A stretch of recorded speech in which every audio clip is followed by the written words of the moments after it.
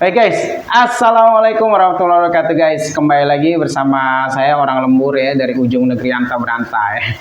Nah, nggak henti-hentinya kita bahas tentang ijazah palsu ya, diduga-dugaan kuat atau berdasarkan putusan dari PN Surakarta itu memastikan bahwa dan melegitimasi bahwasanya ijazahnya itu nggak pernah tampil gitu ya. Kalau nggak pernah tampil ya bisa diduga palsu gitu ya. Nah, kemarin Senin ya kalau nggak salah, Senin kemarin itu sidang ijazah palsu, sidang gugatan ijazah palsu Jokowi ini memanas ya, hingga akhirnya hakim itu nggak kuat mungkin ya, nggak kuat untuk mendengarkan teriakan atau mendengarkan komplain dari lawyer maupun dari para penonton atau para pengunjung sidang, bukan penonton, pengunjung sidang. Nah, sebelumnya dua minggu sebelumnya atau 3 minggu sebelumnya itu hakimnya itu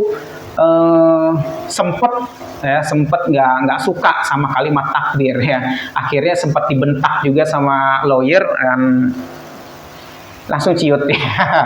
Nah, kemudian yang Senin kemarin itu ternyata hakim yang sebelah yang ketiga itu ternyata mungkin diganti ya karena nggak kuat ya. Tapi tetap kita coba bongkar ya. Nah, ini dari persuasi.tv ya, persuasi.id ya. Nah, kalau YouTube-nya itu Persuasi TV ya. Nah, ini profil Majelis Hakim sidang dugaan ijazah palsu Presiden Jokowi yang kabur ya.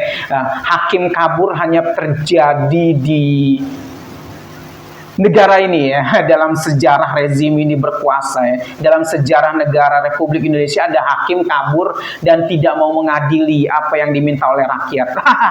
Memang luar biasa ini. Nah, ini profil hakim sidang dugaan ijazah palsu Presiden Jokowi yang kabur ya. Ada 3 ya. Yang tengah itu ada perempuan, yang 2 laki-laki ya. Jadi hakim ketuanya ini perempuan ya. Ya mungkin bisa diduga ya orang, karena dari logatnya mungkin dari arah Sumatera sana. Nah, ini profil Majelis Hakim sidang dugaan ijazah palsu Presiden Jokowi yang kabur ya. Jakarta 12 November 2023 ya. Nah, sebagaimana diketahui Pengadilan Negeri Jakarta Pusat pada 6 November 2023 yang lalu menggelar sidang dugaan ijazah palsu Presiden Jokowi dengan nomor perkara 610 PDT garis miring PDT titik G garis miring 2023 garis miring PN garis titik JKT titik PST ya. Sidang yang dimulai sekira 10.30 tersebut mengagendakan pemeriksaan. Nah, biasanya sidangnya itu di lantai 3 ruang sebukti, tapi kemarin itu karena memang penuh animo masyarakat dan luas gitu ya, animo masyarakat itu jadi luar biasa ya, luar biasa. Pindah langsung di bawah karena sudah tidak menampung lagi apa yang di sana. Kini kita coba langsung komentarin apa yang ada di sini ya, di berita persuasi ini ya. Nah, kalau berbeda dengan sidang sebelumnya, sidang kali ini tampak dihadiri Bapak Reformasi Pak Amin Rais sempat datang dan memang dia komentar ya, serta politikus ex Hakim Mahkamah Konstitusi Hamdan Zulfa dan ex Menkumham zaman SBY Amir Samsudin. Waduh, ya, para politisi keren-keren langsung hadir ya. Jalannya sidang sendiri cukup panas ya, dikarenakan kuasa hukum tergugat 1 yang mengaku sebagai kuasa hukum tergugat 1 prinsipal yakni kuasa hukum dari Jokowi ya selaku Presiden RI ya. Nah, tidak dapat menunjukkan surat kuasa melalui tangan Jokowi ya. Kalau nggak punya surat kuasa ya ngapain hadir gitu, memaksa-maksa ya. Nah, Ketua Umum TPUA Damai Hairul Lubis langsung merespon keras ya, nyatakan keberatan dengan alasan di dalam hukum acara Herzin Index Agreement HR ya, HIR ini bahasa India. Karena hukum-hukum kita tuh mengacu pada hukum-hukum Belanda. Jadi bukan hukum hukum Allah yang dipakai, tapi hukum Belanda. Maklum ya, namanya juga hukum buatan manusia begini, banyak ribetnya ya. Nah, penerima kuasa harus mendapatkan kuasa melalui tanda tangan si pemberi kuasa ya. Selain itu, Bang DHL ya juga mengatakan bahwa di dalam pasal 123 ayat 1 HIR itu atau Reglement for RBG ya, tidak ada kalimat yang menyatakan khusus Presiden RI tidak perlu menandatangani surat kuasa ya. Itu jelas ya poin-poinnya ya, yang ditegaskan para kuasa hukum. Nah, para pengunjung sidang tersebut berteriak meminta majelis hakim mundur. Nah, majelis hakim kalau nggak sanggup mundur. Jadi memang situasi udah panas ya. Nah, seharusnya penutupan sidang dilakukan ketuk palu oleh majelis hakim terlebih dahulu. Namun dengan suasana yang semakin panas pada sidang tersebut, majelis hakim pun satu persatu meninggalkan ruang sidang tanpa ya. Nah, lanjut ya, Ketua Umum TPUA ya lagi. Nah, para pengunjung sidang tersebut berteriak meminta majelis hakim mundur jika tidak sanggup memimpin jalannya persidangan. Pengunjung sidang pun gaduh, berteriak usir hakim. Hakim buat gaduh, hakim tidak adil ya.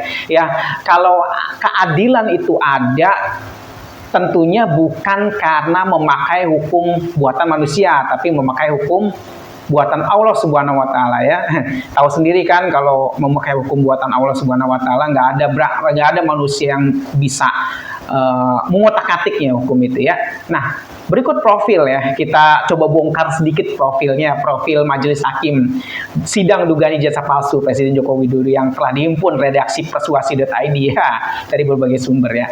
Nah, satu, Bu Hakim namanya Astriwati SHMH, hakim ketua tercatat sebagai hakim utama muda golongan ya. Ya, lahir di Bukit Tinggi. Oh, benar berarti kan orang awak ya.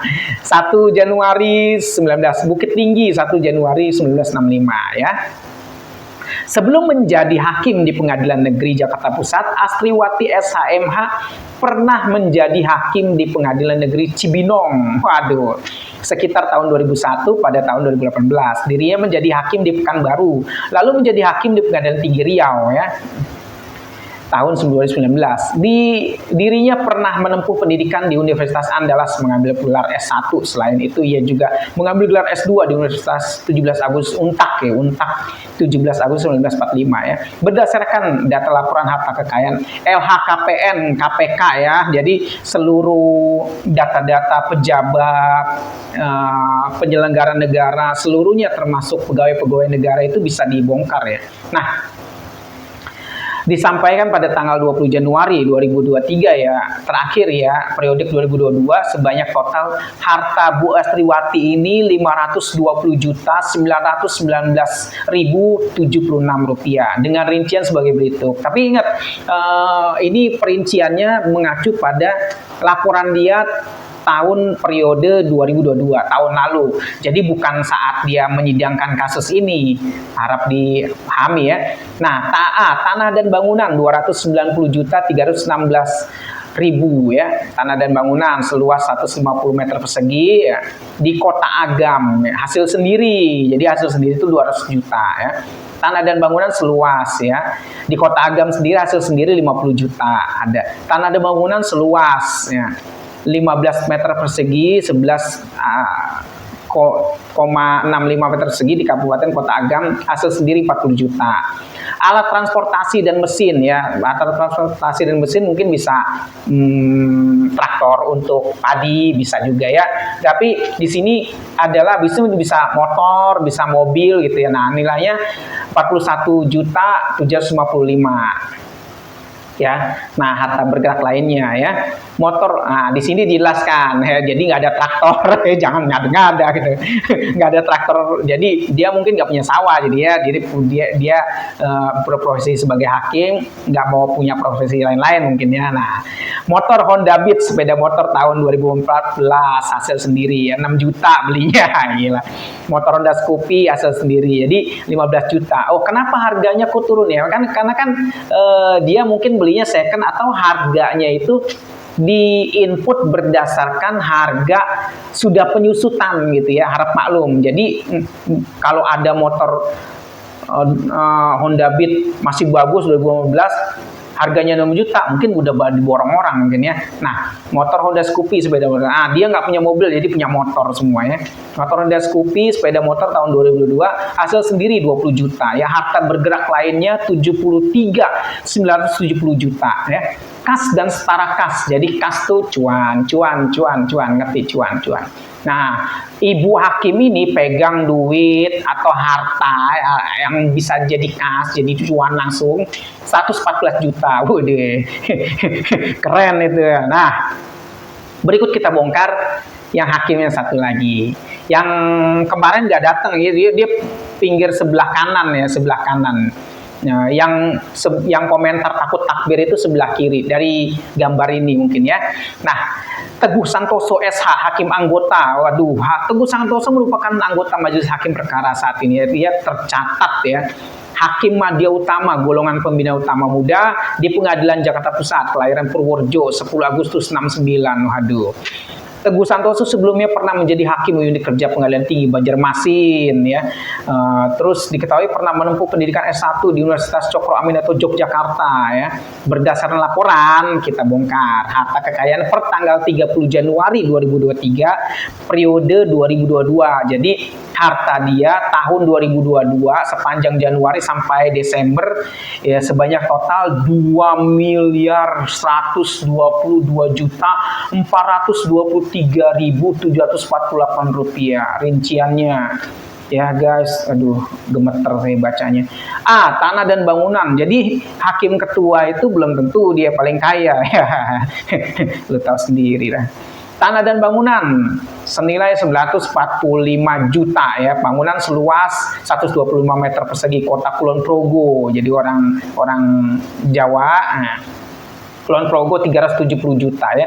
Tanah seluas 477 meter persegi di kota Kulon Progo ya, hasil sendiri ya 575 juta. Buset, keren ya jadi hakim. Mestinya dibongkar dong cara mendapatkan tanah-tanah ini itu dari mana gitu, duitnya mungkin dia dari bisnis, dari apa gitu. Jadi karena tidak dijelaskan cara dia mendapatkannya ya, boleh dong orang menduga. Bolehlah namanya netizen kan zaman sosmed. Nah, alat transportasi dan mesin 134 juta rupiah ya. Mobil Suzuki minibus ya, mobil Suzuki 120 juta. Motor Kawasaki, waduh, keren nih motornya nih, 9 juta ya. Motor Honda sepeda motor 2012 ya, 5 juta.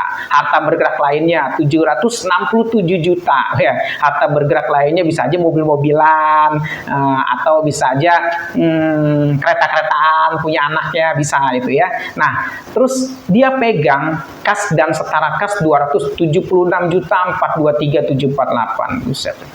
Nah, sekarang hakim yang takut sama takbir ya, Eko Purwanto SHM HUM ya, hakim anggota. Aduh. Ini hakim yang bukan takut sama takbir ya. Jadi pas takbir, jangan orasi, nggak usah begitu ya. Ya namanya juga orang mau takbir mau gimana gitu. Nah, Eko Purwanto SHM HUM di Pengadilan Negeri Jakarta Pusat saat ini ya tercatat sebagai hakim utama muda golongan pembina utama Madya, lahir di Baghdad 19 Oktober 1966 ya. Nah, dia mengambil gelar S1 hukum di Universitas Muhammadiyah. Waduh, sebenarnya sih kalau dia kuliah di Universitas Muhammadiyah jadi ada rada-rada Islami ini, mestinya dia nggak masalah dong kalimat takbir gitu kan. Ini kok dipermasalahin gitu. Lalu melanjutkan ke S2 Narutama Surabaya. Nah, mungkin udah mulai berubah ya ketika dari Muhammadiyah langsung ke Narutama ya, ada agak-agak ya mulai lemah imannya. Nah, sebelum menjadi hakim pengadilan negeri PN Jakpus, pernah menjadi hakim di Pengadilan Negeri Makassar. Waduh, ya. Terus lagi dirinya melaporkan harta kekayaan Komisi Pemilihan ke KPK pada tanggal 31 Januari 2003 periode 2022 dengan total harta kekayaan 2.667.148.505 2.667.148.505 rupiah dengan rincian tanah dan bangunan 1.644.658.000 ya. Tanah dirincinya ada tanah seluas di Kota Magelang 4 juta, tanah doang ya. Tanah seluas 415 meter persegi di Kota Magelang hasil sendiri 50 juta ya. Tanah seluas di Kota Magelang hasil sendiri 50 juta lagi ya. Waduh, dia lagi panen tanah nih ya, di bandar. Tanah seluas 114 meter persegi Kota hasil sendiri 25 juta 280 ribu ya. Tanah seluas 18.830 meter persegi ya, hasil sendiri harganya 200 juta ya. Tanah seluas Kota Magelang hasil sendiri 100 juta. Tanah dan bangunan seluas 1040 meter persegi, 200 meter persegi di Kota Magelang warisan 102 juta 400 ribu ya. Saya juga punya warisan tapi belum ditulis, jadi nggak bisa saya laporkan ya, karena saya sebuah pejabat. Nah, ini guys, tanah-tanah ini kenapa murah? Karena mungkin di pelosok daerah ya, yang harganya ya murah lah, pokoknya nggak dikenal publik, jadi ya jauh dari perumahan, dari apa gitu, dari warga, jadi sehingga murah. Mungkin untuk lahan perkebunan atau lahan garapan gitu bisa. Jadi saya juga punya tanah sih, saya jual juga susah gitu karena memang jauh gitu ya. Nah, tanah seluas 412 meter persegi, Kota Magelang warisan 20 juta 600 ribu ya. Saya juga punya tanah seluas 1.800 meter persegi di pelosok di Kabupaten Pandeglang di daerah Cekesik ya. Kalau ada yang mau nawar silahkan ya, hubungin saya di sini ya. Yang mau jual tuh murah, 1.800 meter persegi ya, cukup dijual harga 100 juta aja kalau laku. Nah, tanah seluas 387 meter persegi Kota Magelang warisan 19 juta 350 ribu ya. Tanah seluas ya. Nah, ini lagi tanah 12 tanah ya. Dengan paling tinggi harganya itu, kalau saya baca di situ harganya 750 juta. Waduh. Nah, sekarang alat transportasi dan mesin. Nah, totalnya 425 juta 500 ribu ya. Nah, dia punya mobil Avanza ya, minibus tahun 2012 hasil sendiri 120 juta ya. Motor Suzuki Smash 5 juta ya. Motor Honda Supra X hasil sendiri 11 juta ya. Motor Honda Beat 10 juta. Motor Honda Beat PGM F1 ESP Solo ya, 10 juta. Mobil Toyota Midibus hasil sendiri ya 269 juta 500 ribu ya. Harta bergerak lainnya 142 juta 547 ribu 100 ya. Kas dan setara kas, waduh, pegang cuan 388 juta 874 ribu 887 rupiah, dan harta lainnya 65 juta lebih sekian. Nah, ini dari persuasi.id ya. Bongkaran data ini bisa dikulik-kulik atau bisa Anda buka sendiri di LHKPN KPK, dan itu untuk publik memang. Silakan masyarakat menilai sendiri. Hakim itu sama dengan pegawai biasa, besaran gajinya pun ya berbeda-beda. Jadi kita tidak bisa menduga bahwasannya wah ini dapat dari mana, nggak bisa.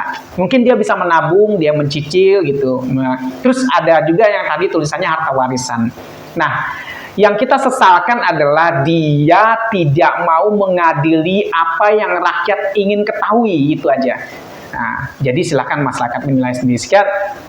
Sekian dari saya, orang lembur dari ujung negeri Anta Berantah. Wassalamualaikum warahmatullahi wabarakatuh.